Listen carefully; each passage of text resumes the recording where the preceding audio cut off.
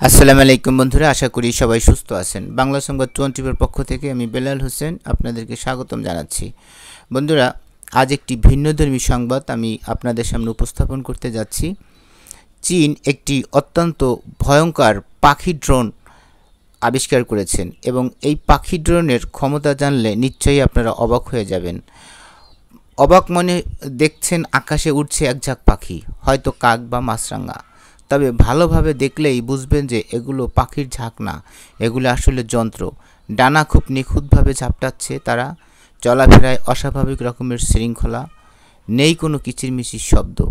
হুবহু পাখির মতো এগুলো আসলে ড্রোন। নীরবে করবে নজরদারি, আঘাত হানবে নিঃশব্দে, তবু টের পাবে না কেউ। মাত্র 90 গ্রামের ম্যাকপাই ড্রোন থেকে শুরু করে বিশাল ঈগল আকৃতির সশস্ত্র ড্রোন চীনে সবই তৈরি হয়েছে গোপন যুদ্ধ চালানোর জন্য। নজরদারির জন্য আগে যেসব ড্রোন ব্যবহার করা হতো তা সদ্য করে উড়ত, তবে এখনকার পাখি আকৃতির এই ড্রোনগুলো যেন একেবারেই প্রকৃতির অংশ। এগুলো ডানা মেলে উড়ে, ঘুরে বেড়ায়, আবার বিশ্রাম নিতেও বসে কোথাও, সবই জীবন্ত পাখির মতো।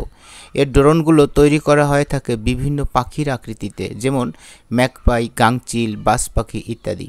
শহরের ছোট পাখির মতো আর প্রাকৃতিক এলাকায় বড় পাখির মতো ব্যবহার করা হয় এসব ড্রোনকে। ডানাগুলো পাখির পাখার মতো ঝাপটালেও এতে তেমন শব্দ হয় না, রাডারও বুঝতে পারে না এটা ড্রোন। এগুলোর শরীর হালকা রাবারের মতো পদার্থ দিয়ে তৈরি, তাই নমনীয় হলেও মজবুত।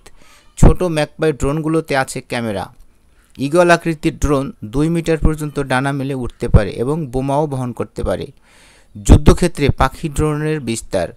এ প্রযুক্তি আবিষ্কারের প্রাথমিক পর্যায়ে এগুলো শুধু নজরদারির কাজে ব্যবহার হতো, তবে এখন এগুলো শত্রুদের আক্রমণের কাজেও ব্যবহার করা হয়। ছোট ম্যাকপাই ড্রোনগুলো শহরের ভেতরে গোপনে তথ্য সংগ্রহ করে বেড়ায়। একাধিক ড্রোন একসঙ্গে কাজ করায় শত্রুদের নজরদারিতেও পড়ে না, কারণ কি স্বাভাবিকভাবে মানুষ মনে করে এটা একটা পাখির ঝাঁক। অন্যদিকে বড় ঈগল আকৃতির ড্রোনগুলো 40 মিনিট পর্যন্ত টানা উঠতে পারে, যেতে পারে 8 কিলোমিটার দূর। এগুলোতে ছোট মিসাইলও বসানো যায়। এছাড়া আছে হামিংবার্ড নামের ড্রোন, যার ওজন 10 কেজি এবং এটি 7 কেজি ওজনের বিস্ফোরক নিয়ে আক্রমণ করতে পারে সহজেই। যে কোনো সৈনিক এ ড্রোন নিজে বহন করতে পারে এবং নিজেই ব্যবহার করতে পারে। এখন আর শুধু যুদ্ধবিমান বা হেলিকপ্টার নয়, ছোট বড় পাখির মতো ড্রোন দিয়েও নিয়ন্ত্রণ নেওয়া হচ্ছে আকাশের। একসঙ্গে অনেক ড্রোন ছেড়ে একযোগে নজরদারি, লক্ষ্যবস্তু চিহ্নিতকরণ এবং আক্রমণ চালানো সম্ভব হচ্ছে।